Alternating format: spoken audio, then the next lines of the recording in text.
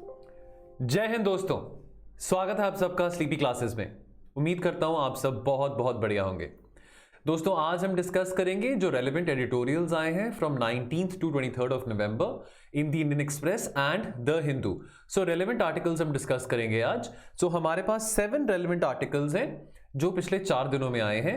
देखिए दोस्तों, आपको ये पता होगा कि गुरपुरब के अवसर पर प्रधानमंत्री ने जो फार्म लॉस को रिपील करने की बात करी थी, इसके चलते फ्राइडे, सैटरडे, संडे, मंडे को काफी ऐसे एडिटोरियल्स आए हैं related to the repealment of farm laws, लेकिन उसमें बहुत पॉलिटिकल कंटूर भी है। तो देखिए, हमको जब हमने प्रिपरेशन करनी है यूपीएससी की, जब हमने अपने सिलेबस के अकॉर्डिंगली चलना है, तो जो आर्टिकल्स में ज़्यादा पॉलिटिकल बातें हैं, ज़्यादा पॉलिटिकल कॉन्टूर्स हैं, कॉनोटेशंस हैं, वो हमारे रेलेवेंस की इतनी ज़्यादा नहीं होती है। लेकिन क्योंकि हम देखिए, बहुत एक ऐतिहासिक बात हुई है कि फार्म लॉस को रिपील करा है।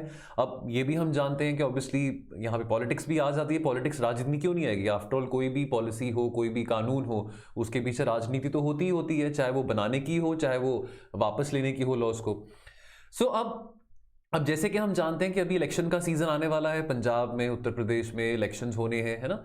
सो अब इसके चलते प्रधानमंत्री ने ये चीज़ अभी अनाउंस करी है, तो इसको लेके आर्टिकल्स ऐसे काफ़ी सारे पॉलिटिकल से हैं। तो अब हमने ये देखना है, हम we have to filter out those articles जो कि रेलेवेंट बातें कर रहे हैं, जो कि सेंसिबल बातें कर रहे हैं, नॉट पॉलिटिकल डिस्कशन। तो वो पॉलिटिकल कंस्पिरेसीज में, पॉलिटिकल डिस्कशन में हमने नहीं जाना, हमने रेलेवेंट बातें करनी और रेलेवेंट आर्टिकल्स आइडेंटिफाई करने हैं जहां पे कंस्ट्रक्टिव बातें लिखी हैं। तो उनमें से एक आर्टिकल ये है जो पीडीटी आचार्य ने लिखा है, हिंदू में आया था ये article, go back to committees is the farm laws lesson.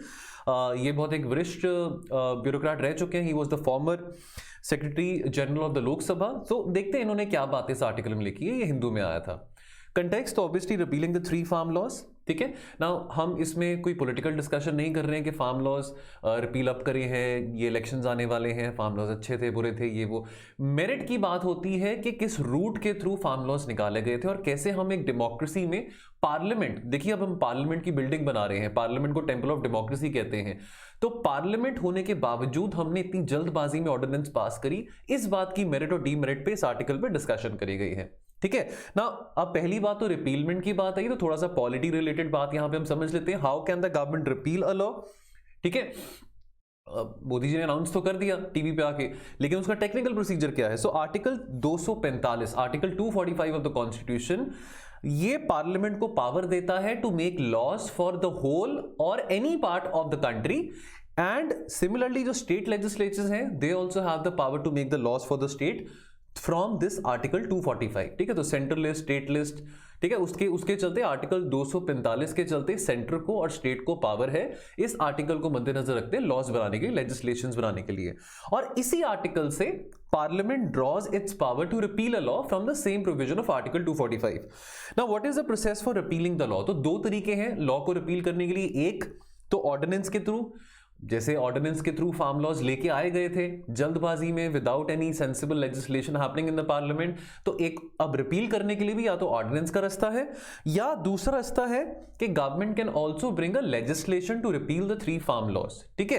अब अगर लेजिस्लेशन के थ्रू आता है, अगर आज सरकार की अब क्योंकि अभी विंटर सेशन आने वाला है, तो अगर कोई सरकार लेजिस्लेशन लेके आती है to repeal the farm laws, तो उसका जो प्रोसीजर है वो भी सेम है जैसे एक सिंपल बिल का प्रोसीजर होता है पार्लियामेंट्री प्रोसीजर में, कि वो जो bill that will have to be passed by both the houses of parliament and will have to receive the president's assent, ठीक है। all the 3 farm laws can be repealed through a single legislation। तो ये कुछ बातें हमारी technical polity related होगी जहां पे रिपीलमेंट ऑफ फार्म लॉस की बात है। अब आते हैं एनालिटिकल बात पे, ठीक है। वो टेक्निकल एस्पेक्ट हो गया, अब एनालिटिकल एस्पेक्ट हो गया। नाउ देखिए, अब 1 साल होने को आ गया, 26 नवंबर 2020 को फार्म एजिटेशन शुरू हुआ था, ठीक है। इसको लेके बहुत ज़्यादा हलचल रही थी। हमारे पंजाब के, हरियाणा के, वेस्टर्न यूपी के किसान थे, राजस्थान के, एमपी के, काफ़ी लोगों ने योगदान दिया, ठीक है। काफ़ी यंगस्टर्स ने योगदान दिया, काफ़ी जो पंजाब की अगर हम बात करें, हरियाणा की बात करें, बहुत सारे सिंगर्स थे, बहुत सारे ऐसे जो लोकल सेलिब्रिटीज़ हैं सो कॉल्ड, उन्होंने इसमें पार्टिसिपेट किया था फार्म लॉज में, काफ़ी यूथ को मोबिलाइज किया। तो अब सीधी सी बात यह आती है कि what is the key take away from this 1 year long farmers agitation. Clearly obviously Modi ji का ये कहना था कि हम ये लॉस के बारे किसानों को नहीं समझा पाए, ठीक है। चलो, फार्म बिल्स में जो 3 फार्म बिल्स है उसमें कुछ बातें अच्छी जरूर होंगी, लेकिन डेफिनेटली कम्युनिकेट नहीं कर पाए फार्मर्स को, बिकॉज या तो अगर जब फार्म ऑर्डिनेंसेस निकालनी ही थे तो उससे पहले ही फार्मर्स के साथ कंसल्ट किया होता, तो जो लेजिटिमेट स्टेक होल्डर्स है यहाँ पे फार्मर्स, उनको अगर पहले इन्वॉल्व किया होता तो शायद ये 1 साल भर का एजिटेशन ना होता। But Berhal, what is the key takeaway from this 1 year long agitation? The prolonged non-violent agitation by the determined farmers and the final capitulation by a very powerful government augur well for India's democracy. देखिए, democracy is not about majority, ठीक है। Democracy मतलब ये नहीं है कि आज आपके पास 320 सीटें हैं, 280 सीटें हैं, 275 प्लस सीटें हैं, आपके पास इतनी मेजोरिटी तो आप डेमोक्रेसी चला सकते हैं, आप हिटलर बन सकते हैं। डेमोक्रेसी इज नॉट दैट, ठीक है। और वो कानून बनाने का फायदा ही क्या अगर वो कानून का लोगों को कोई फायदा ना हो। तो कानून किसके लिए बनते हैं? लोगों के लिए बनते हैं। अगर लोगों को उसका फायदा ना हो, so what good are the laws for, right? Now what was the trajectory of 3 farm bills? Now, पहली बात, these laws had a far-reaching impact on the farmers because it was very improper and quite unwise to push them through without taking the farmers into confidence. तो farmers को पहली बात तो confidence में नहीं लिया गया। अब यहाँ पे relevant stakeholders farmers थे, तो ये ordinance route के through इतनी जल्दबाजी क्या थी? Because देखिए, ordinance making powers की अगर हम बात करें तो देखिए कोई भी सरकार हो, चाहे प्रेजेंट सरकार हो, चाहे पुरानी सरकार थी, यूपीए थी, यूपीए 2 थी, तो ऑर्डिनेंस के थ्रू अपनी पावर्स को मिसयूज करना, नए नए कानून बनाना, ये डेमोक्रेसी को शोभा नहीं देता, ठीक है। और इतनी जल्दबाजी क्या थी ऑर्डिनेंस मेकिंग पावर्स में? तो कोई अगर अर्जेंट कोई ऐसी इमरजेंसी हो और पार्लियामेंट सेशन में नहीं है तो कानून बनाया जाता है। लेकिन आमतौर पे हम देख रहे हैं पिछले 10 सालों में कि पार्लियामेंट सेशन में हो या पहली बात तो पार्लियामेंट सेशन में होता है तो कोई कंस्ट्रक्टिव काम नहीं होता, ठीक है। और जब पार्लियामेंट सेशन पे नहीं है तो ऑर्डिनेंस पे ऑर्डिनेंस आ जाते हैं, ठीक है। तो ये इसमें कोई अर्जेंसी नहीं थी जिसके चलते ऑर्डिनेंस के थ्रू ये आर्टिकल 123 जो ऑफ द कॉन्स्टिट्यूशन जो ऑर्डिनेंस मेकिंग पावर्स की बात करता है, इसमें कोई अर्जेंसी वाली बात नहीं थी फार्म लॉज में कि आपने एकदम से रातों रात ही ऑर्डिनेंस निकाल दिया इस फार्म लॉज को लेके, ठीक है। ये बहुत एक रॉन्ग इंप्रेशन है दैट जो बिल्स ऑर्डिनेंस के थ्रू लेके आए जाते हैं, जो प्रस्ताव ऑर्डिनेंस के थ्रू लेके आए जाते हैं, ये एक बहुत रॉन्ग इंप्रेशन है according to PDT Acharya that वो कानून, वो bill, they can not be refer to the standing committees of the parliament. ऐसा कुछ भी नहीं है, they can very well be refer to the standing committees of the parliament, बल्कि ये होना भी चाहिए बिकॉज पार्लियामेंट किस बात के लिए है? सो ये जो नॉर्म्स हैं, स्टैंडिंग कमिटी ऑफ एग्रीकल्चर जो है या जो जॉइंट कमिटी, जो जॉइंट पार्लियामेंट्री कमिटी है, ये जो बिल्स, ये जो ऑर्डिनेंसेस थे, इनको वहां पे भी रखा जा सकता था। तो यहां पे इस आर्टिकल में ये बात करी गई है कि वहां पे उस कमिटी स्टेज में, जो सिलेक्ट कमिटी स्टेज पे इन बिल्स को ना भेज के सरकार की गलती रही है, ठीक है। तो जो स्पीकर है लोकसभा का या जो चेयरमैन है राज्यसभा का, ही और she has the authority for to refer any bill except a money bill to the standing committees, ठीक है। तो मनी बिल के अलावा कोई भी ऐसा प्रस्ताव हो, कोई भी ऐसा कानून हो, तो स्पीकर के पास, चेयरमैन के पास वो पावर भी है। तो प्रॉब्लम क्या थी? अगर ये जो 3 फार्म बिल्स थे, ये जो 3 काले कानून थे, अगर इनको भी अगर रेफर किया जाता किसी जॉइंट सेलेक्ट कमेटी वाली स्टेज में या जॉइंट पार्लियामेंट्री कमेटी स्टेज में, तो उसमें कोई हर्ज वाली बात नहीं थी। रेलेवेंस ऑफ पार्लियामेंट्री स्क्रूटिनी, इतनी बड़ी हम बिल्डिंग पार्लियामेंट की बना रहे हैं, ठीक है। तो अब अगर पार्लियामेंट की इतनी बड़ी बिल्डिंग बनाने से, इतने सारे पैसे लगाने से क्या फायदा अगर आप पार्लियामेंट में कंस्ट्रक्टिव डिबेट्स ही ना कर पाए, ठीक है। तो बजाय के किसानों के ऊपर वाटर कैनन्स फेंके जा रहे थे, टीयर गैस फेंका जा रहा था, ठीक है, उनके ऊपर लाठीचार्ज किया जा रहा था, अगर पहले ही पार्लियामेंट में इसको लेकर डिबेट की जाती या ऑर्डिनेंस निकालने से पहले ही अगर फार्मर्स को कॉन्फिडेंस में लिया जाता तो ये सब की जरूरत ना पड़ती, शायद ये एजिटेशन भी साल भर ना चलता, ठीक है। नाउ दीज फार्म बिल्स कायदे से तो they should have been refer to the standing committee on agriculture for detailed scrutiny, ठीक है। अब इतने रैडिकल चेंजेस ओवरनाइट आप फार्म लॉज, अब फार्म सेक्टर में आ गए, ठीक है। देखिए मतलब एक बात है ना कि फार्म लॉज जब इंट्रोड्यूस किए गए थे तो बहुत सारी ऐसी एडिटोरियल्स में भी बातें आई थी, बहुत सारे वरिष्ठ लोगों ने लिखा था कि farm laws they are very good for the agriculture, but what is good for the agriculture might not be good for the agriculturist. तो ऐसे कानूनों का फायदा क्या जब फार्मर्स को लग रहा है, उनको इस बात की इनसिक्योरिटी है, फिर है कि उनकी जमीन छीनी जाएगी, कि कॉर्पोरेट्स उनकी जमीन छीन लेंगे। तो इस तरह का कॉन्फिडेंस उनमें पहले लेके आने के लिए ऑर्डिनेंस जब आप लेके आ रहे थे तो तभी उनके साथ बैठ के बात करी होती, ठीक है। और रातों रात कहो कि कोई रेडिकल चेंजेस फार्म सेक्टर में लेके आ रहे हैं, that is nothing short of adventurous. इसमें कोई पॉलिटिकल बात नहीं कर रहे हम कि यहाँ पे सरकार मोदी जी की है, कि डॉक्टर मनमोहन सिंह की थी, कि राहुल गांधी है। हम यहाँ पे कोई पॉलिटिकल बात नहीं कर रहे हैं, हम यहाँ पे मेरिट्स पे डिस्कस कर रहे हैं, क्योंकि हम एक पार्लियामेंट्री डेमोक्रेसी है। तो वो पार्लियामेंट जो हमारे पास एक इंस्ट्रूमेंट है, टेंपल ऑफ डेमोक्रेसी कहते हैं, तो हमने उसका इस्तेमाल क्यों नहीं किया इस मुद्दे के लिए, ठीक है। पार्लियामेंट्री कमिटीज जो हैं वो इस तरह के गर्म मुद्दों को कूल ऑफ कर सकती हैं। Consultation with the parliament and its time-honored system is a sobering and civilizing necessity for governments, however powerful they may feel. ठीक है, तो चाहे आपके पास 320 सीटें हैं, चाहे आपके पास 270 सीटें हैं, चाहे आप कोलिशन में हैं, चाहे आप एब्सोल्यूट मेजॉरिटी में हैं, पार्लियामेंट का जो रूट है, जिस वहां पे on the floor of the house आप किसी भी बिल को, किसी भी प्रस्ताव को लेकर डिस्कशन करिए, वहां पे आप सॉल्यूशंस ढूंढिए, वहां पे आप एंगेज करिए ऑपोजिशन को, तो वो ज्यादा बेहतर है। कंक्लूजन, सो वही बात कि बजाय के water cannons, barricades, tear gas ये सब फेंकने के बजाय, पुलिस को लाठीचार्ज करवाने के बजाय, अगर पार्लियामेंट ने पहले ही इंटरवीन किया होता, अगर इसको पार्लियामेंट्री कमिटीज के थ्रू, पार्लियामेंट्री कमिटी स्टेज के थ्रू इस बिल को रेफर किया होता, फार्मर्स को ऑर्डिनेंस निकालने से पहले ही कंसल्ट किया होता, तो शायद ये नौबत नहीं आनी थी। ठीक है, the apology and the repeal of the laws may be tactical moves by the government, of course, because देखिए अब it's very difficult to divorce politics from economy, and it's very difficult to divorce economy from politics as well, right? Now obviously because elections का season है, elections आने वाले हैं पंजाब में भी, UP में भी, तो इसके चलते अब ये जो tactical move लिया है सरकार ने, so the writing is on the wall, this is something which everybody knows, nothing कि elections के चलते ये हुआ है, तो मतलब इसको लेके हमको डिस्कस करने की जरूरत नहीं, this is something which is very well established, ठीक है? In any future legislation on farmers, it is absolutely necessary to involve the systems of parliament fully so that a balanced approach emerges. ठीक है, एक middle path निकलेगा तब जब हम जो स्टेक होल्डर्स हैं, ठीक है, देखिए कंफ्लिक्ट रेजोल्यूशन में जो स्टेक होल्डर्स इन्वॉल्व हैं उन्हीं को अगर हम इंक्लूड करें कंफ्लिक्ट को रिजॉल्व करने में, तो ज्यादा बेहतर है, रादर देन कि हम अपनी ईगो दिखाएं कि जी हम ही कंफ्लिक्ट को रिजॉल्व कर सकते हैं, जो स्टेक होल्डर्स इन्वॉल्व हैं उनकी हमको इन्वॉल्वमेंट की जरूरत नहीं है। ठीक है, farm bills had not been referred to either the standing committee or a joint select committee of both the houses of parliament as has been the practice earlier. तो पहले देखिए मतलब यहां पे ये सजेस्ट किया गया कि अगर ये जॉइंट सेलेक्ट कमेटी में या पार्लियामेंट में अगर इस चीज को लेकर डिस्कशन किया जाता है, इसको लेकर चर्चा होती, तो वो ज्यादा बेहतर था। आमतौर पे आगे जाके भी कोई अगर ऐसा कोई कानून सरकार ने निकालना हो तो इस रूट के थ्रू अगर डिस्कस किया जाए तो वो ज्यादा बेटर है। चलिए अगला article, keeping a close I on China's nuclear capabilities. तो कंटेक्स्ट क्या है? कंटेक्स्ट है अभी हाल ही में पेंटागन ने एक रिपोर्ट निकाली है जहां पे ये जिक्र किया है कि चाइना का जो न्यूक्लियर आर्सेनल है वो बढ़ रहा है, वो इंक्रीज हो रहा है। ठीक है, अब इसमें हाइलाइट्स की बात करें तो this developments comes against the backdrop of China military power report CMPR released by the pentagon. ठीक है, now this underscores the growing challenge posed by the increasing capabilities of China and it's ambitions across various dimensions of military power. Now China believes itself to be rising hegemon. Obviously China की अगर हम economic might की बात करें, economic cloud का बात करें तो वो बहुत ज़्यादा है। तो चाइना इस तरह की muscular policy, wolf warrior diplomacy, चाहे वो इंडियन ओशन है, चाहे वो बे ऑफ बंगाल रीजन है, चाहे वो मिडल ईस्ट है, ठीक है, हर जगह पे चाइना अपने एम्बिशियस प्रोजेक्ट्स के थ्रू, अपने एम्बिशियस अचीवमेंट्स के थ्रू, टारगेट्स के थ्रू वो अपना और असर्शन बढ़ाना चाह रहा है।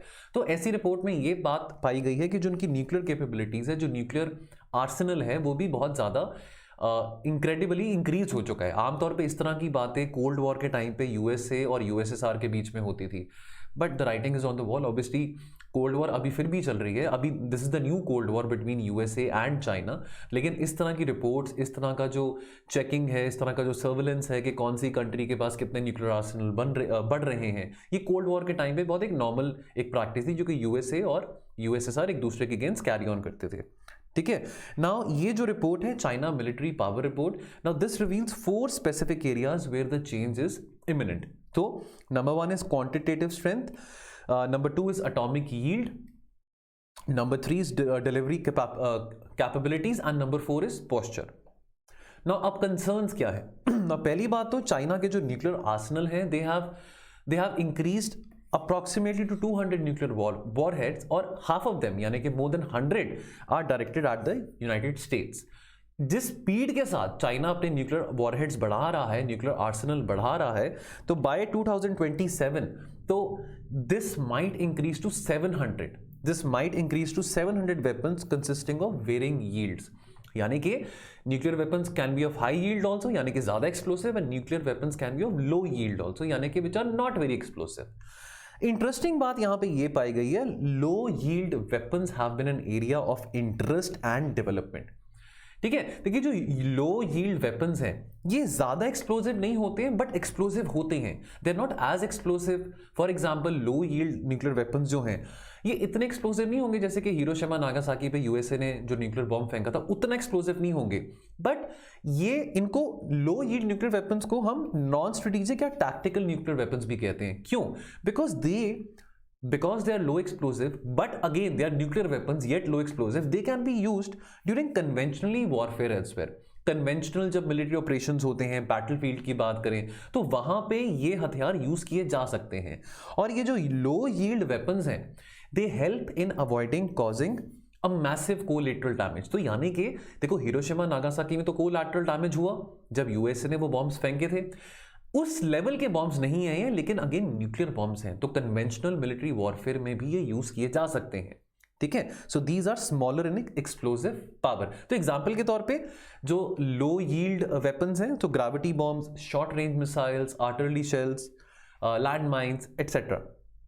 Now why is this alarming for India? Obviously एक सिग्निफिकेंट, हमारे कोई चाइना के साथ तो बहुत देखिए, हमारा तो प्यार चाइना के साथ खैर बहुत ज़्यादा है, सरकास्टिकली अगर हम बात करें तो, बिकॉज इतना प्यार है हमारा चाइना के साथ, तो इस करके वो चिंता की भी बात है। Because significantly larger Chinese nuclear arsenal threatens the survivability of the Indian nuclear arsenal. ठीक है, तो the last 2 years we have seen that we don't have a very good relation with China, we have seen hostilities in the past. So this kind of report, this kind of revelation is also a grave concern for a country like India as well. Now, Beijing's pursuit of a launch on warning. Now, what is a launch on warning? तो पहली बात तो LOW, launch on warning को समझ लें। Again, ये Cold War strategy है। Now, this is a strategy of nuclear weapon retaliation that gained recognition during the Cold War between USA and USSR. Now, under this strategy, a retaliatory strike is launched upon warning of enemy nuclear attack while its missiles are still in air and before the detonation occurs. यानी कि सीधी बात है कि अगर आज China, हालांकि China ये कहता है कि न्यूक्लियर वेपन्स का हमारा भी नो फर्स्ट यूज का प्रिंसिपल है, लेकिन चाइना को ट्रस्ट कौन करे? चाइना तो कुछ भी कह देगा, चाइना पाकिस्तानी तो कुछ भी कह देंगे। ठीक है, they are highly insecure countries, वो कहेंगे कुछ करेंगे कुछ। तो चाइना आज ये कहता था भैया देखो, हमारा तो no nuclear first use policy है, तो वो तो इंडिया की भी है। लेकिन अगर एक कल को एक हाइपोथेटिकल सिचुएशन में कि चाइना ने कोई न्यूक्लियर वेपन लॉन्च किया हो अगेंस्ट इंडिया, तो obviously India will have to retaliate back, second strike capability जिसको हम कहते हैं। तो अगर इंडिया रिटेलिएट करे, बिकॉज पहला वार चाइना ने किया था, तो इंडिया जब रिटेलिएट करेगा तो उसका इंटरसेप्शन पहले ही हो जाएगा। तो उस तरह के सिस्टम्स चाइना ने डेवलप कर दिए कि जो इनकमिंग न्यूक्लियर मिसाइल होगा इंडिया की तरफ से जो आएगा, उसको आधे रास्ते में ही, हवा में ही उसको इंटरसेप्ट करके उसको डिस्ट्रॉय कर दिया जाएगा। ठीक है, now this will impact the retaliatory capacity of the other country. तो यहां पे जो एग्जांपल हमने हाइपोथेटिकल यूज किया है वो इंडिया का यूज किया है। ठीक है, नाउ अब अगेन चाइना कहता है कि हमारी भी नो फर्स्ट यूज पॉलिसी है, इंडिया की भी नो फर्स्ट यूज पॉलिसी है, लेकिन चाइना को आप ट्रस्ट नहीं कर सकते हो। चाइना अगर कह रहा है तो चाइना कल को जाके अगर कुछ और करे, बिकॉज बातें तो बहुत बड़ी बड़ी चाइना कहता है, पाकिस्तान कहते हैं, but in international politics you जज अ कंट्री और its institution by the actions they are taking, not by what they are saying. उसके बाद SSBN यानी कि ships submersible ballistic nuclear powered submarines. ठीक है, नाउ डिस्पाइट द कोविड-19 pandemic the Chinese have added 2 new type 094 Jin class SSBNs, which are the nuclear powered ballistic missile submarines, to their existing fleet. Now the Chinese Navy has carried out bathymetric यानी कि the depth, यानी कि ऐसे service carry करने which can tell you the depth of the underwater, and ocean mapping service in the Indian Ocean. The Bay of Bengal, whose sea depth is very conducive, and strategically Bay of Bengal is very very significant and important for India, is very conducive for nuclear submarine missions, will leave India exposed। तो इस तरह के जो service China carry on कर रहा है बे of Bengal reason में, इस तरह के जो न्यूक्लियर पावर्ड सबमरीन्स जो चाइना नए नए बना रहा है, लॉन्च कर रहा है, now this is a grave concern for India, because that will leave India expose to China from the maritime domain which is in the Bay of Bengal region, also in the Indian Ocean region, and also अगर हम continental domain यानी कि terrestrial domain की बात करें तो वहाँ पे भी हमारा जो डिस्प्यूट है चाइना के साथ वो काफ़ी मैसिव है। ठीक है, सो एक तरफ से लैंड की तरफ से हम बात करें तो चाइना हमारे साथ डिस्प्यूट में है, और ऊपर से अगर हम एक्वेटिक इकोसिस्टम की बात करें, बे ऑफ बंगाल की बात करें, इंडियन ओशन रीजन की बात करें, तो वहाँ पे भी चाइना इस तरह की नई नई टेक्नोलॉजीज के थ्रू, सबमरीन्स के थ्रू इंडिया को काउंटर करने की कोशिश कर रहा है। So all these reports, all these revelations are a grave concern for India. अगला article, a base away from home, awesome article written by C Raja Mohan. तो ये काफी अच्छा लगता है इंटरनेशनल रिलेशंस को लेके। नाउ अब ये किस कंटेक्स्ट में आर्टिकल लिखा गया है, तो यहाँ पे एक रिपोर्ट आई है कि China is acquiring foreign military basis. और कहाँ पे, यहाँ पे एक अमेरिका ने एक रिपोर्ट निकाली, उस अमेरिकन रिपोर्ट के हिसाब से कि चाइना जो है वो यूएई में, यूनाइटेड अरब एमिरेट्स में एक एक मिलिट्री बेस बना रहा है। ठीक है, इंटरेस्टिंग बात यह है कि जो यूएई है, तो यूएई के जो रूलिंग एलीट्स हैं, उनका ये कहना है कि हमको पता नहीं कि चाइना यहाँ पे कोई मिलिट्री बेस बना रहा है। बिकॉज चाइना, देखिए चाइना की पहली बात तो देखिए अब ये जो पोर्ट्स बनाने का जो काम है, जैसे अगर हाम्बनटोटा पोर्ट की बात करें, त्रिनकुमिली पोर्ट की बात करें, ग्वादार पोर्ट की बात करें, तो एक तो वो इंडिया की एक तो चाइना की जो पॉलिसी है स्ट्रिंग ऑफ पर्ल्स, के इंडिया को कैसे हमने घेरना है, इंडिया को कैसे हमने सराउंड करना है इंडिया के नेबरहुड रीजन में, कि वहाँ पे पोर्ट्स पे हम डेवलपमेंट कर रहे हैं, सी पोर्ट्स बना रहे हैं, ठीक है, ताकि ट्रेड और कार्गो और स्ट्रीमलाइन हो सके। तो ये तो सिविलियन पर्पसेस के लिए हो गया। लेकिन क्या ये बात पॉसिबल है कि ये जो रिपोर्ट आई है, तो यूएई में on the coast of at a facility in Abu Dhabi, तो वहां पे अगर चाइना अगर ऐसी फैसिलिटी बना रहा है which is a military facility, क्या is it possible that UAE को इस बात का पता ही ना हो? ठीक है, देखिए बहुत इंटरेस्टिंग बात भी और बड़ी फनी बात भी है। बिकॉज एक तरफ तो हम अभी कुछ ही टाइम पहले हमने मिडिल ईस्ट क्वाड की भी बात करी थी, जहां पे यूएई, इजराइल, यूएसए और इंडिया कैसे वो एक दूसरे के साथ इंगेज कर सकते हैं to counter the influence of China in the middle eastern region, and also economic integration की जो हमने बातें करी थी। But this is very funny कि UAE which is also a good friend of China, ना वहां पे उन्हीं की कंट्री में एक पोर्ट पे वहां पे एक मिलिट्री बेस बनाया जा रहा है और उनको इस बात का नहीं पता। This is something which doesn't add up. ठीक है, China's growing interest in acquiring foreign military bases has been reported for more than a decade now. It's not something which is very new. So China opened its first military base in Djibouti in the Horn of Africa in 2017. ठीक है, so obviously अब China के पास पैसा बहुत है, second largest economy है China बहुत अमीर है आज के टाइम पे। ठीक है, तो अगर हम 21st सेंचुरी जब से शुरू हुआ है, पिछले 20-21 सालों की अगर हम बात करें, तो तब से चाइना का राइज हम देख रहे हैं। China is now the second largest economy. ठीक है, सो जितना ही चाइना का इकोनॉमिक क्लाउड और बढ़ेगा, उतना ही चाइना और जल्दी अपनी जो डोमिनेंस है वो इंडियन ओशन रीजन में बढ़ाने की कोशिश करेगा। क्यों? Because they want to counter India. ठीक है, China is bound to get sooner and later a permanent naval presence in the Indian Ocean which will obviously alter India security environment. तो ये हॉर्न ऑफ अफ्रीका है, तो Somalia, Djibouti, Ethiopia, Eritrea, so these are the countries. ये जो countries हैं horn of Africa में आ जाती हैं। ठीक है, so this is the north eastern part of the African continent. और ये आप देख सकते हैं यहाँ पे 2017 में डोरालेह जो कि जिबूटी में है, वहाँ पे तो ये Chinese naval base under construction तब था, but this has been constructed in 2017 only. और यहाँ पे कैंप लेमोनियर, यहाँ पे यूएस का एक मिलिट्री बेस है। ठीक है, सो ये तो हुआ डिजिबूटी की बात, जो हॉर्न ऑफ अफ्रीका की बात। इसी तरह का एक मिलिट्री बेस अब चाइना यूएई में भी बना रहा है। Now, why is it concernful for India? What are the concerns for India? Now, this recent US annual report on Chinese military power cites several countries that are being targeted by the Chinese People Liberation Army for military bases. तो बे of Bengal की अगर हम बात करें तो Myanmar, Thailand, Sri Lanka, अब यहाँ पे under the garb of port development, ठीक है, सी पोर्ट डेवलपमेंट। नाउ अब कल को ये कंट्रीज बोले कि भी हमको नहीं पता था यहाँ पे मिलिट्री बेस बन चुका है, यहाँ पे कोई नेवल बेस बन चुका है। आफ्टर ऑल चाइना ये सब किसको कॉपी कर रहे हैं? जो यूएस ने काम 20th सेंचुरी में किया था, आइलैंड नेशंस की अगर हम बात करें, पैसिफिक रीजन की बात करें, वहाँ पे इतने सारे अपने नेवल बेसिस, मिलिट्री बेसिस बनाए थे। आज 21st सेंचुरी में चाइना वही काम कर रहा है जो यूएस। अब यूएस ने तो ये रिपोर्ट निकाल दी है, बट क्या यूएस ने पहले मिलिट्री बेसिस और नेवल बेसिस नहीं बनाए? बिल्कुल बनाए हैं। तो स्ट्रेटेजिकली अब हर एक कंट्री का अपना राइट है। अगर उन्होंने देखिए, अगर एक कंट्री पावरफुल है, उनका इकोनॉमिक साइज ज़्यादा है, तो they are entitled to make as many military bases as they want to. Obviously यहाँ पे रेलेवेंट बात यह है कि हमारे लिए वो कंसर्नफुल है, इंडिया के लिए वो कंसर्नफुल है। बट ऐसा नहीं है कि सिर्फ यूएई में या डिजिबूटी में चाइना ने कोई नेवल बेस बनाया है, तो और कंट्रीज को भी चाइना टारगेट कर रहा है। उसके अलावा अगर हम वेस्ट ऑफ इंडिया की बात करें, यानी कि हम इंडियन ओशन रीजन की बात करें, तो वहां पे Namibia, Seychelles, Tanzania and UAE, तो ये टारगेट कंट्रीज हैं जहां पे चाइना की कोशिश है कि वो नेवल बेसिस बनाए, जिसके चलते अगर नेवल बेसिस बनेंगी तो चाइना का जो डोमिनेंस है इंडियन ओशन रीजन में वो और इंक्रीज होगा।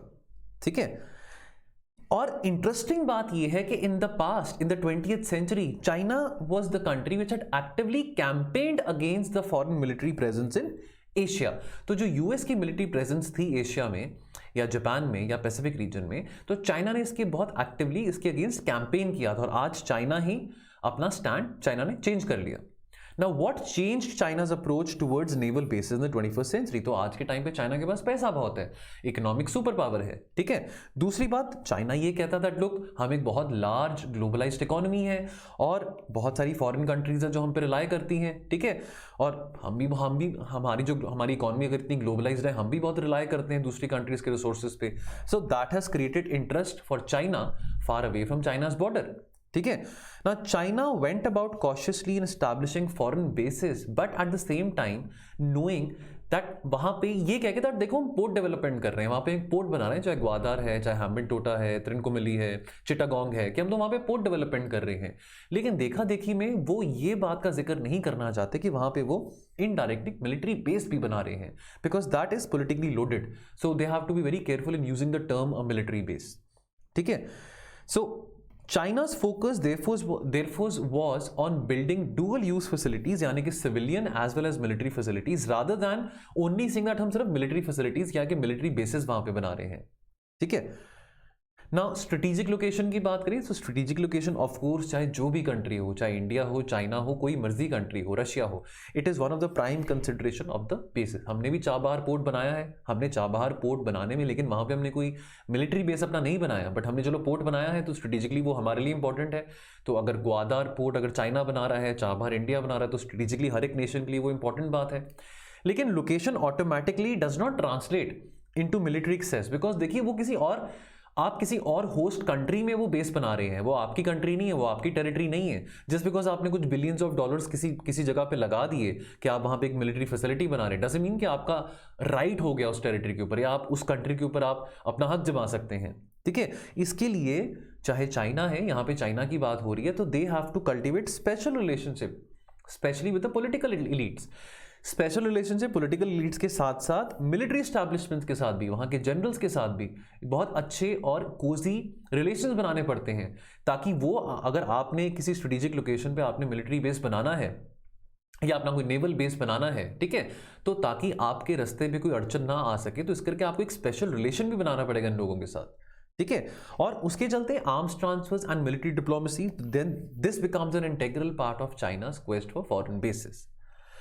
हिस्टोरिकल पर्सपेक्टिव की बात करें of India's approach towards naval bases, देखिए पहली बात तो इंडिया तो स्टार्टिंग से ही नेहरू जी के टाइम से, पंडित नेहरू जी के टाइम से, तो India traditionally had opposed foreign military bases because that look we are non aligned, ठीक है। हमको 200-250 साल अंग्रेजों ने रूल किया है, हमने 200-250 साल हमने कॉलोनियल रूल हमने सहा है, टॉर्चर सहा है, तो हम नहीं चाहते कि हम ऐसी इंपीरियलिस्टिक टेंडेंसीज रख के किसी और कंट्री के ऊपर डोमिनेट करें, तो हमको मिलिट्री, तो देखिए शुरू में अगर हम बात करें तो इंडिया का इतना फोकस अपनी हार्ड पावर को बढ़ाने में नहीं था, ठीक है। In fact absence of foreign military bases was one of the prima facie one of the most important criteria for any country to admit into the non aligned movement और the non aligned bloc. Independent India began to dismantle the expensive military network जो कि अंग्रेजों ने बनाया था during the time when they were ruling India. But 21st century आते हैं, जब 21st सेंचुरी में जब हम आते हैं, तो ये जो सिचुएशन है, ये जो पोजीशन है, जो इंडिया का जो एक प्रिंसिपल था नॉन अलाइंड का, जो हमारे साउथ ब्लॉक में फॉरेन पॉलिसी में जो कि इनग्रेन था, जो Nehruvian principle of non aligned movement, देखिए वो उस टाइम पे अच्छा भी था। हमने नॉन अलाइंड मूवमेंट को लेकर भी हमने एक आर्टिकल डिस्कस किया था लास्ट वीक, तो वो चलो और बात है कि चलो non aligned movement as an idea was not a bad idea considering 1950s and 60s, but this is 2022 now coming, ठीक है। Now in the 21st century जैसे चाइना के मन में एक चेंज आया, उनके there was a change of heart within China to have military bases, naval bases, उसी तरह से Indian establishment also began to take a note of all these things, ठीक है। Inevitability of China's naval power projection into the Indian Ocean became very clear. तो obviously अगर देखिए Indian ocean में straight of Hormuz से लेके straight of Malacca तक Indian navy की जो डोमिनेंस है बहुत बढ़िया है, ठीक है। इसी के चलते यूएसए इंडिया को पिवट देखता है अपना इंडो पैसिफिक रीजन में, और यूएस को पूरा भरोसा है कि इंडिया काउंटर कर सकता है चाइना को।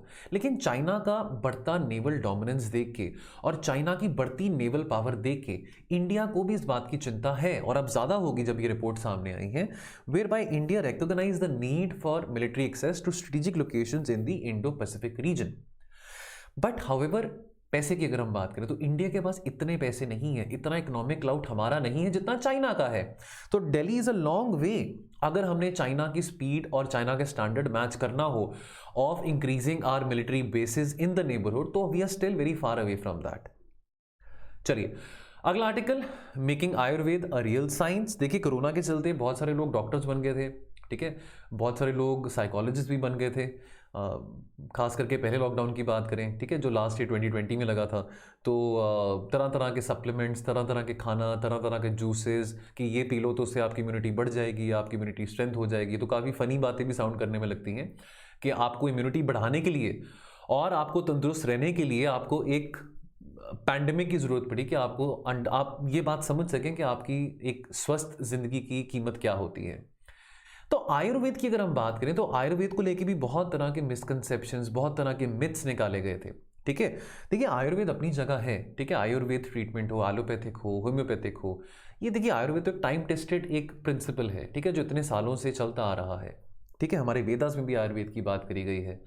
पर ये कह देना तो ऑब्वियसली ये थोड़ी इलॉजिकल बात होगी ये कहना कि आयुर्वेद अगर आप आयुर्वेद ट्रीटमेंट ले रहे हैं तो आपको वैक्सीनेशन लगाने की ज़रूरत नहीं है, आपको दवाई लेने की ज़रूरत नहीं है। देखिए वो सब फिर उस डिबेट में पढ़ने का फ़ायदा नहीं है। बट द कंटेक्स्ट इज के Ayurveda as a branch, as a study is very expensive, is very good, but इसका मिस इंटरप्रेट भी बहुत किया गया था पैंडेमिक के टाइम पे, ठीक है।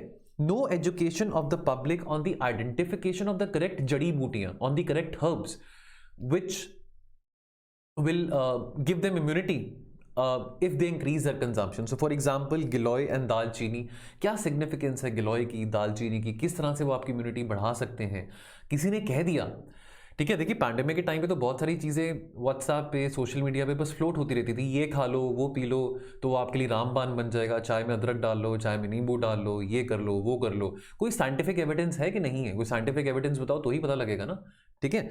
Almost every Ayurveda physician came up with अपनी ओन रेमेडी। जैसे मैंने बोला कि everybody became a doctor, everybody became a psychologist, ठीक है, everybody also became an investigator. जब सुशांत सिंह राजपूत का केस हुआ था तो पैंडेमिक के चलते लोग बहुत कुछ बन गए थे, तो बहुत सारे लोग आयुर्वेदिक कंसल्टेंट्स भी बन गए थे, ठीक है। तो बिना किसी प्रॉपर स्टडी के, बिना किसी इंपेरिकल एविडेंस के आप ऐसे सिर्फ नहीं फ्लोट कर सकते हैं थ्योरीज कि आप ये हर्ब्स ले लो, वो जड़ी बूटी ले लो तो आप ठीक हो जाओगे, ठीक है। Many clinical trials for testing Ayurveda interventions came up for covid and a few even got published, but उनका साइंटिफिक एविडेंस, उनकी एफिकेसी का इतना ज्यादा स्ट्रांग नहीं था। इम्यूनिटी बूस्टिंग, तो इस आर्टिकल में बड़ी अच्छी बात करी गई है that scientifically speaking immune boosting is a very vague and a very misleading term. The common public was made to believe that Ayurveda के थ्रू, आयुष इंटरवेंशंस के through they were safe and of preventive value and effective in treating the disease. But चलो होगा, बिल्कुल हो सकता है, जरूर होगा, लेकिन एविडेंस क्या है? There has to be evidence behind this particular backing. Now सबसे एक जो ड्रॉबैक यहाँ पे रहा है जो कि कोलैबोरेशन है between ICMR and Ministry of Ayush, ये देखने को नहीं मिला.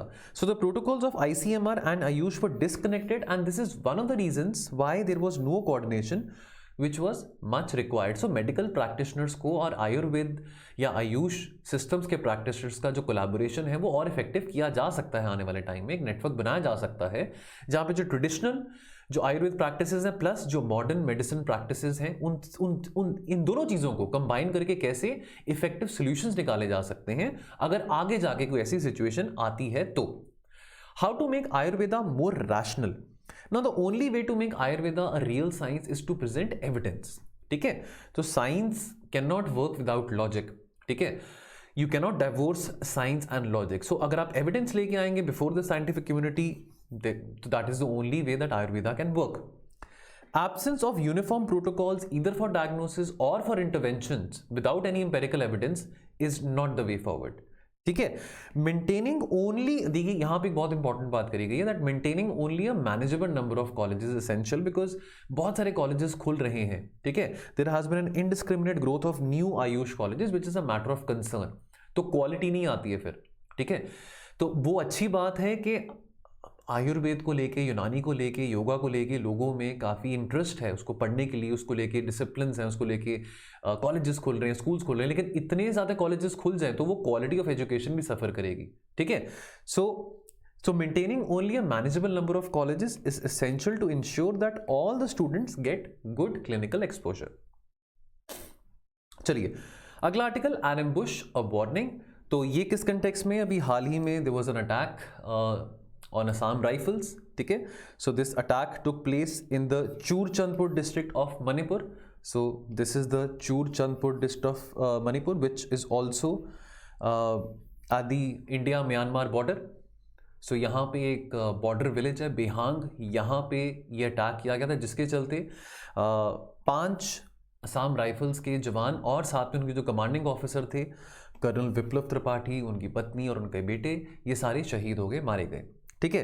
Now the peoples liberation army, not of China but of Manipur, again this is a PLA of Manipur, is an insurgent and secessionist group of and the Manipur's Nagas People Front have jointly claimed the responsibility for this cowardly and ghastly attack which they carried out against the Assam Rifles, against the 5 personnel of Assam Rifles along with their commanding officer Colonel Viplav Tripathi. So they claimed the responsibility and this attack took place on the November of 13th. Okay. Now this ambush was mounted by the People's Liberation Army, one of the 7 banned armed groups in Manipur, along with the Manipur Nagas People Front.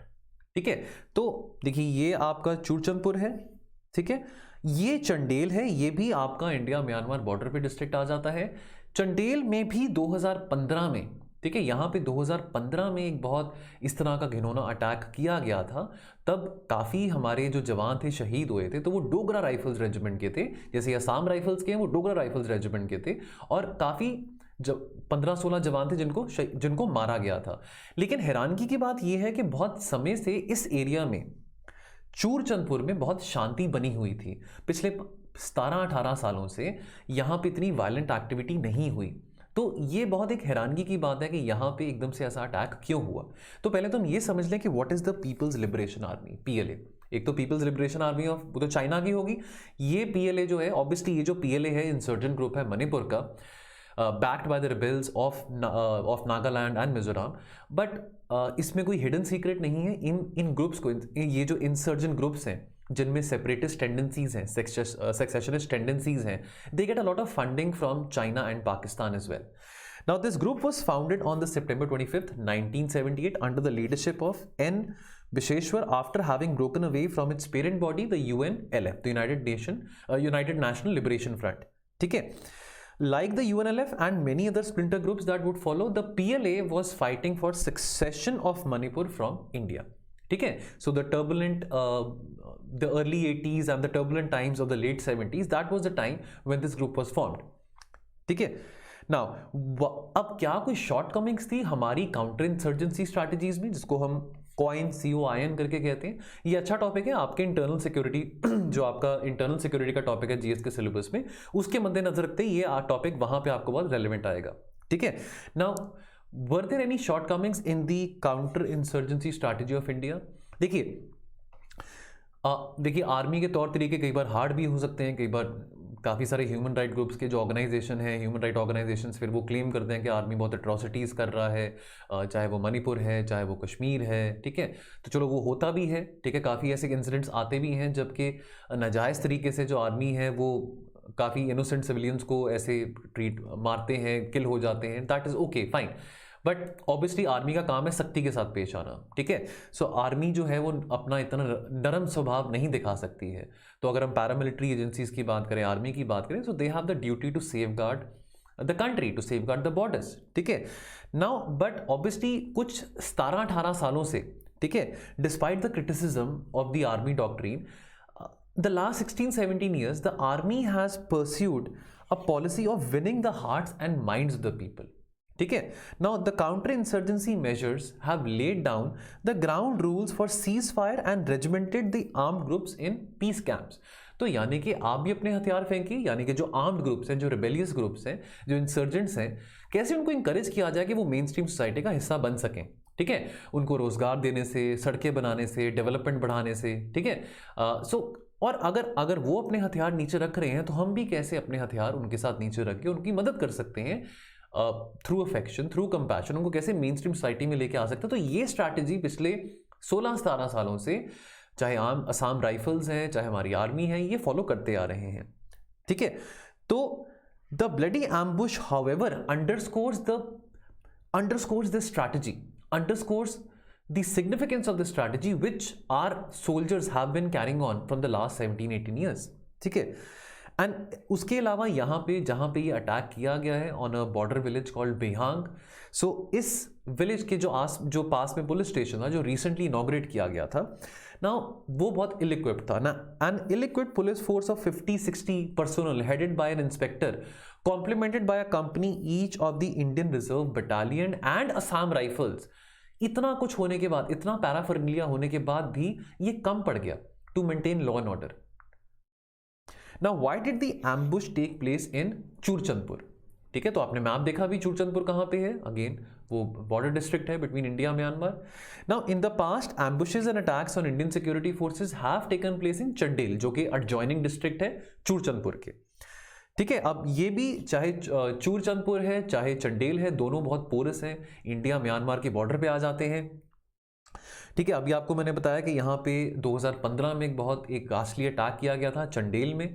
ठीक है, which led to the killings of 18 soldiers of the Dogra Rifles. This happened in 2015. Since the Indian Army's Operation All Clear in 2003-4, active insurgents have been driven out of the country to Myanmar, especially in the Churchandpur area, which has remained largely peaceful. Now the insurgent leaders from the Zomi Revolutionary Army, इनका जो dominance है चूरचंदपुर में ज्यादा है, PLA का नहीं। यानी कि देखिए बहुत सारे ग्रुप्स हैं, ठीक है बहुत सारे इंसर्जेंट और रिबेलियस ग्रुप्स हैं, तो वहां पे चूरचंदपुर में जिसका ज्यादा डोमिनेंस है, ज्यादा स्ट्रॉन्ग होल्ड है, वो जोमी रेवोल्यूशनरी आर्मी का है। ठीक है, so Zomi is a tribe over there.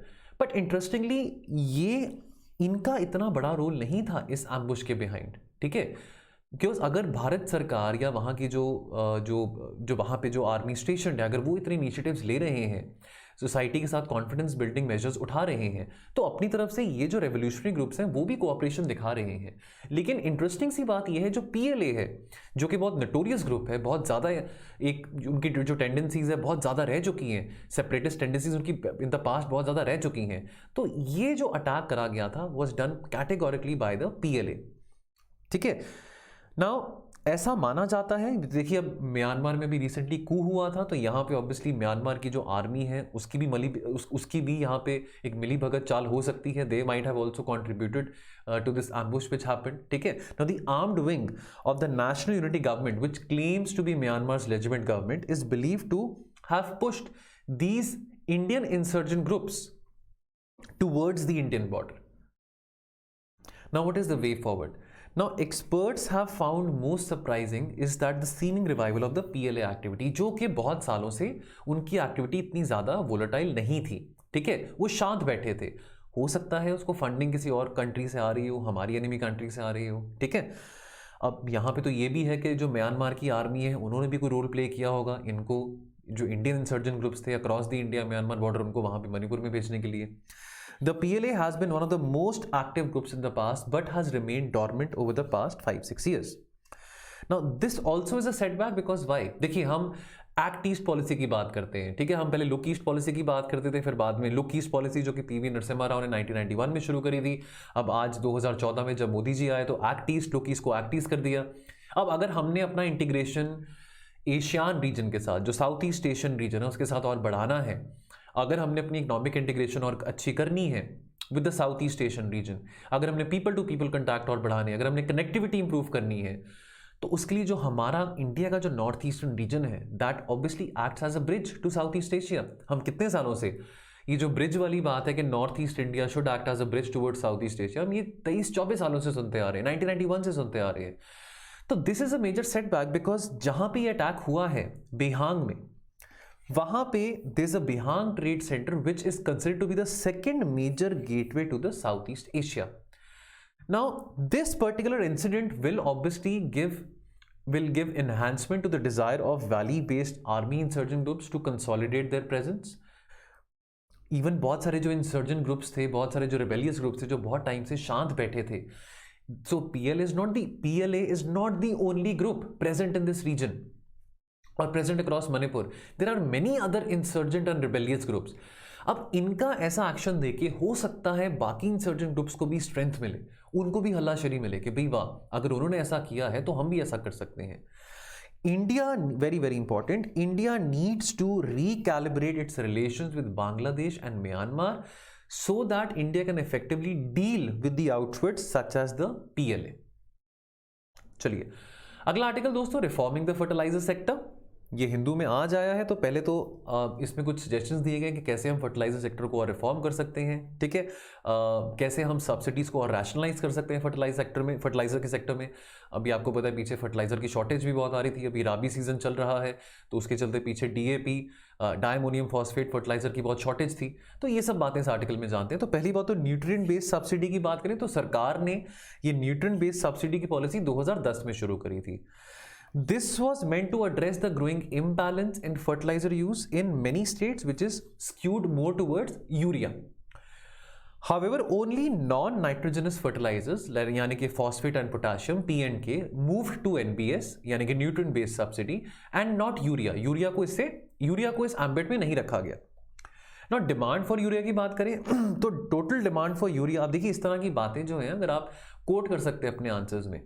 ठीक है, अब फर्टिलाइजर सेक्टर रिलेटेड क्वेश्चन पूछा गया है, कुछ आपसे रिफॉर्म्स पूछे गए हो, कुछ आपसे सजेशंस पूछे गए हो कि फर्टिलाइजर सेक्टर को कैसे और रिफॉर्म किया जा सकता है. ठीक है, तो वहां पे आप ये जो फिगर्स हैं अगर आपको याद रहे तो, ठीक है, तो अगर आपको ये फिगर्स याद रहते हैं आप कोट कर सकते हैं. थोड़ी बहुत ही फैक्चुअल चीज़ें अगर हम कोट करते हैं या अगर हम सजेशंस कंस्ट्रक्ट, देखिए न्यूज़पेपर्स में बहुत अच्छे सजेशंस आते हैं, कोई भी पॉलिसी को लेके, कोई भी ऐसे कंपेलिंग प्रॉब्लम को लेके बहुत सारे ऐसे टॉपिक्स आते हैं, चाहे वो पॉलिटिकल गवर्नेंस रिलेटेड हो, इकोनॉमी रिलेटेड हो, है ना, बहुत सारे ऐसे टॉपिक्स आते हैं. तो वहाँ पे वे फॉरवर्ड दिया होता है, हमको वो आर्टिकल्स देखते हैं जहाँ पे वे फॉरवर्ड दिया हुआ है. तो जहाँ पे इस तरह की बातें करी गई हैं तो वो आप ज़रूर नोट डाउन करिए अपने कॉपी में, जहाँ पे भी आप इसके नोट्स बना रहे हैं, और इस तरह की जो फैक्चुअल बातें हैं वो आप ज़रूर मेंशन करिए जब आपको ऐसा क्वेश्चन पूछा जाएगा, क्योंकि हमने मार्क्स लेने हैं. ठीक है, हमने अच्छा रैंक लेके आना है, तो ये सब चीज़ें हमारा मार्क्स भी हमको अच्छे मिलेंगे और हमारा रैंक भी अच्छा आने के चांसेस बढ़ जाते हैं जब हम अच्छा एक well balanced answer complimented with good facts अगर हम वहाँ पे लिख सकें. So total demand for urea in the country is about 34 to 35 million tons, whereas the domestic production is about 25 million tons. ठीक है, तो यानी कि जो शॉर्टेज हो रहा है, जो बीच में 9-10 मिलियन टन्स का जो शॉर्टेज है वो हम इंपोर्ट करेंगे ऑब्वियसली अगर हम डोमेस्टिकली प्रोड्यूस नहीं हो पा रहा. उसी तरह से डिमांड फॉर डायमोनियम फॉस्फेट की बात करें तो रिक्वायरमेंट यानी कि डिमांड है 12 मिलियन टन और domestic production is only 5 million ton. तो अगेन यहाँ पे भी 7-8 मिलियन टन का एक डेफिशिएंस, एक शॉर्टफॉल हम देख पा रहे हैं, तो ये भी इंपोर्ट होगा. ठीक है, अब अगर इतना इंपोर्ट करेंगे तो डेफिनेटली हमारा इंपोर्ट बिल भी बहुत बढ़ेगा. ठीक है, सो वोलेटिलिटी ऑफ प्राइसेस की बात करें, ठीक है, जो फर्टिलाइजर के प्राइसेस हैं they are also directly proportional, they are also dependent to the energy prices. ठीक है, तो अगर तेल के दाम बढ़ते हैं तो फर्टिलाइजर के दाम भी बढ़ेंगे. ठीक है, cartels of major global producers ये मैनिपुलेट करते हैं फर्टिलाइजर की प्राइसेस को ताकि वो एक स्ट्रॉन्ग इन्फ्लुएंस बना सकें प्राइसेस के ऊपर. Of late there has been a surge in international prices with urea prices rising to a record level of $900 per metric ton. ये नवंबर 2021 की बात है और पिछले साल सितंबर 2020 में यानी कि 10 महीने पहले, 1 ईयर पहले, दिस वाज अराउंड अबाउट $270 पर मेट्रिक टन. तो यानी कि आप देख सकते हैं कि लगभग ये 3-3.5 गुना बढ़ चुका है प्राइस यूरिया का. The international prices for diammonium phosphate (DAP) have risen from about $360 per million ton per metric ton in September 2020 to about 825. तो यानी कि डबल से भी ज्यादा. ठीक है, तो ये with in a period of 1 year, with in a period of 11 to 13 months ये इंक्रीज हो चुका है प्राइस इतना ज्यादा. राइज इन प्राइसेस क्यों है? Why is the rise in prices? Due to 4 factors. Number 1, sharp upsurge in international energy prices. तो oil की प्राइसेस की बात करें तो उसका एक इंपैक्ट हम फर्टिलाइजर की प्राइसेस पे भी देखते हैं. Supply constraints in major producing countries due to reversed domestic demand. Then production cuts and export restrictions. तो सप्लाई कंस्ट्रेंट्स क्यों होते हैं? सप्लाई कंस्ट्रेंट्स का कारण आता है आपका production cuts and export restrictions. और चौथा, बिकॉज डिमांड बहुत बढ़ गई. डिमांड क्यों बढ़ी है? इंडिया की बात करें, because this coincides with the peak demand of the rabi season, the wheat sowing season. Now how to reform the fertiliser sector. ठीक है, तो बड़े अच्छे यहाँ पे सजेशंस दिए गए हैं. ठीक है, तो आप इसको नोट डाउन भी कर सकते हैं. ठीक है, ये देखो, हमको सॉल्यूशंस अगर मिल रहे हैं आर्टिकल में तो हमको और क्या चाहिए? हमको तो सॉल्यूशंस चाहिए. ठीक है, तो यूपीएससी तो प्रॉब्लम्स के बारे में आपको नहीं पूछ रहा कि प्रॉब्लम्स को और बढ़ा चढ़ा के लिखिए. यूपीएससी तो आपसे सॉल्यूशंस मांगेगा. ठीक है, जो कॉम्प्लिकेटेड प्रॉब्लम्स इंडिया की हैं जो कि आपने मैनेज करनी है बीइंग ब्यूरोक्रेट्स, तो आपको सॉल्यूशंस क्या है? तो हमने सॉल्यूशंस देने हैं. देखिए, अब एक आंकड़े के हिसाब से जो टैक्स पेयर्स हैं, they bear around 78% of the cost of urea and farmers pay only 22%. जो सब्सिडी सरकार दे रही है, आफ्टर ऑल वो टैक्स पेयर्स के ही पैसों से मिल रही है ना subsidy. This is expected to increase and is not sustainable. To counter the volatility of the prices, we need to be self-reliant and not depend on import of fertilizers. यानी कि हम अपनी कैसे प्रोडक्शन और बढ़ा सकते हैं फर्टिलाइजर्स की. तो यानी कि जो 9-10 मिलियन टन यूरिया की डेफिशिएंसी है, या 7-8 मिलियन टन जो कि हमारे डायमोनियम फॉस्फेट पोटेशियम की जो डेफिशिएंसी है, डायमोनियम फॉस्फेट फर्टिलाइजर की जो डेफिशिएंसी है, वो हम बजाय कि हम ज़्यादा इंपोर्ट करें, हम यहाँ पे डोमेस्टिकली और कैसे बढ़ा सकते हैं. So we have to figure out a way for that. ठीक है, सो इन दिस डायरेक्शन यहाँ पे 5 नए यूरिया के प्लांट्स बनाए गए हैं, जिस गोरखपुर में, सिंदरी में, बरौनी में, तालचेर में एंड रामागुंडम में. Now we need to extend the NBS model, जो कि अभी तक यूरिया में नहीं था. एनबीएस न्यूट्रिएंट बेस्ड सब्सिडी, तो urea was outside the NBS model, so we can extend the NBS model to urea as well. ठीक है, the present system of keeping the price of urea fixed, और अगर urea की अगर price बढ़ती है तो वो अब्जॉर्ब सरकार कर ले, बिकॉज किसानों को तो सब्सिडी देनी है, तो ये टैक्स पेयर्स के ऊपर बर्डन बनता है. ठीक है, चलो किसानों को ठेस ना पहुंचे, वो हम सब चाहते हैं कि किसानों को किसी किस्म की ठेस ना पहुंचे, उनको जो इनपुट्स चाहिए हैं फर्टिलाइजर्स के फॉर्म पे उनको मिले, लेकिन वो अब्जॉर्ब जो इंक्रीज इन प्राइसेस यूरिया के हो रहे हैं वो तो सरकार सब्सिडीज देके अब्जॉर्ब कर रहा है, तो वो हमारा ही पैसा वहां पे जा रहा है. ठीक है, अब यहां पे दोस्तों एक और बात यहां पे आई है नैनो यूरिया की. ठीक है, सो इफको ने they have developed the nano technology based nano urea which is a liquid fertilisers to address the imbalance and excessive use of conventional urea. ठीक है, आमतौर पे यूरिया को डाइवर्ट भी किया जाता है for other purposes, for industrial purposes. तो एक यहाँ पे ये भी बात आती है. So this nano fertiliser has been developed indigenously for the first time in the world at IFCO Nano Biotechnology Research Center Kalol in Gujarat. चलिए दोस्तों, आज का last article identifying and including, ये आज आर्टिकल आया था. किस कंटेक्स्ट में आया है? अभी हाल ही में ई श्रम पोर्टल पे जो अनऑर्गेनाइज्ड वर्कर्स हैं उनका जो डेटा हमारे सामने आया है, अनऑर्गेनाइज्ड वर्कर्स को भी रजिस्टर करने को काफ़ी इंकरेज किया गया था. तो इस ई श्रम पोर्टल पे अनऑर्गेनाइज्ड वर्कर्स ने भी अपना को रजिस्टर किया है. पैंडेमिक के चलते सबसे ज़्यादा जो ग्रेव क्राइसिस हमने देखा फर्स्ट वेव में, यानी कि जब पहला लॉकडाउन लगा था, वो हमने देखा था जो माइग्रेंट क्राइसिस था. ठीक है, तो पहली बार सरकार को इस बात का एहसास हुआ कि जो माइग्रेंट्स हैं, यानी कि जो दिहाड़ी कमाने के लिए अपने शहर से, अपने स्टेट को छोड़ के किसी और स्टेट में, किसी और राज्य में जाके काम कर रहे हैं, उनका कोई अता पता है क्या? उनके पास कोई सोशल सिक्योरिटी स्कीम्स हैं? ठीक है, अब देखिए उनके पास तो कोई पीएफओ नहीं है, उनके पास तो कोई ईपीएफओ फंड नहीं होगा. ठीक है, अब मैंने ये बात भी कही थी उस दिन जब लास्ट लेक्चर था कि देखिए जो अनऑर्गेनाइज सेक्टर है उसकी सिग्निफिकेंस बहुत ज़्यादा है हमारी इकोनॉमी में, क्योंकि हमारी अनऑर्गेनाइज लेबर जो है that is 90% of the entire workforce. तो अनऑर्गेनाइज सेक्टर को हम खत्म नहीं कर सकते हैं. ठीक है, अनऑर्गेनाइज सेक्टर को हम ये नहीं चाहते कि वो उसका नामो निशान मिट जाए, हम चाहते हैं अनऑर्गेनाइज सेक्टर हो. ठीक है, हम ऐसी क्या पॉलिसीज लेके आ सकते हैं जो अनऑर्गेनाइज सेक्टर की हेल्प कर सके. ठीक है, ताकि आने वाले समय में अगर ऐसा कोई क्राइसिस हो, कोई माइग्रेंट क्राइसिस हो, तो कैसे सोशल सिक्योरिटी स्कीम्स उन तक पहुंच सकें. सरकार का ये कहना था, सरकार ये कहती है देखो हमारे पास पैसे तो हैं, हम तो गरीबों की मदद करना चाहते हैं, जो जिनको ज़रूरत है, जिनको राशन पानी की ज़रूरत है, उनको हम हेल्प कर सकते हैं. लेकिन सरकार को यही नहीं पता कि ऐसे कौन से लोग हैं जिनको हेल्प की ज़रूरत है. ठीक है, तो वो कैसे पता होगा? जब वो वर्कर्स रजिस्टर्ड होंगे किसी डेटाबेस पे. तो इसके चलते ये कदम उठाया गया है. ठीक है, now the absence of credible data on the migrant workforce, the inability to identify them quickly enough meant little policy support towards the migrants. Because जब हमको पता ही नहीं है कि कितने माइग्रेंट्स हैं, कहाँ पे हैं वो, उनका कोई रिकॉर्ड ही नहीं है, तो हम पॉलिसी सपोर्ट उनको कैसे दे पाएंगे. ठीक है। So to address this glaring gap the government has launch the e-Shram portal, a database of unorganised workers. ठीक है, तो इजी सा क्वेश्चन आपको प्रीलिम्स में भी पूछा जा सकता है कि e-Shram portal is meant for what, ABCD, इस तरह के इजी क्वेश्चन आपको पूछे जा सकते हैं। तो you should know that it is a database for unorganised workers. अब क्या ऐसे रेवलेशंस आए हैं फ्रॉम द ई-श्रम पोर्टल? तो ये जो भी रजिस्ट्रेशन शुरू हुआ है ई-श्रम पोर्टल पे अनऑर्गेनाइज्ड वर्कर्स का, वो ये कहता है that 1/5 of the estimated unorganized workers in the country are now registered on the database. Good, but we have to ensure that this is 100%. अभी तक ओडिशा की बात करें, so Odisha leads the coverage with around 87% of the unorganized workers in Odisha who have registered themselves on the e-shram portal.